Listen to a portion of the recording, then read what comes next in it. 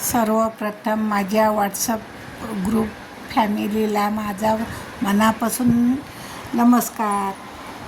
मी सर्वांना एक महत्त्वाची सूचना देते की आपल्या मुलीचे लग्न जमवतेवेळी बायोडाटा फोटो मी ग्रुपला तयार करून पाठवू का? आणि त्या मुलांकडूनच तयार करून घ्या म्हणजे कळेल.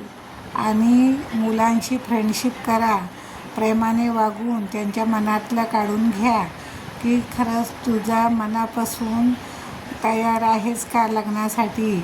कारण काही मुली अशी आहेत की पालकांच्या भीतीपोटी बायोडाटा फोटो ग्रुपला टाकायला सांगतात आणि कित्येक स्थळांना नकार देत राहणार, काहीतरी कारणं सांगणार की तो मुलगा मला असा बोलला, म्हणून मग घरची म्हणतात मग जाऊ दे, नको,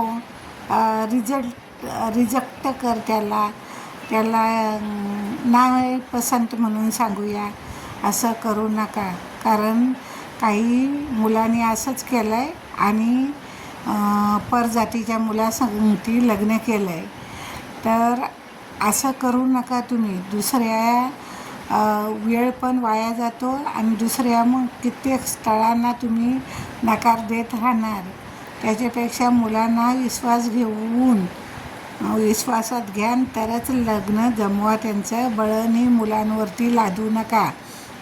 मी माझ्या 4 मुलांना विश्वासात घेऊनच बायोडाटे फोटो तयार केले, ग्रुपला टाकले.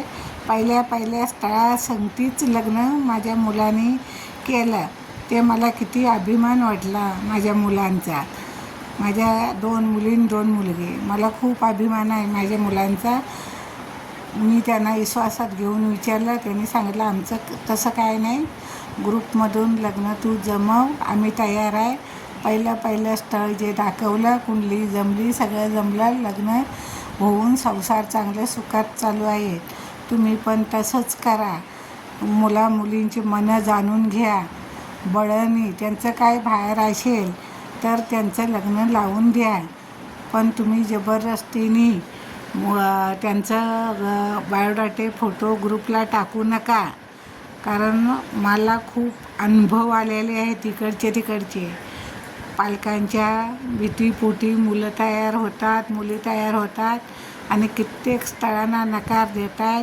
आणि मग त्यांना आता कसा जमाना आहे की मोबाईलवर थोडाफार तुम्ही बोला, तुमचं स्वभाव जाणून घ्या, तुमच्या इच्छा काय असतील त्या जाणून घ्या.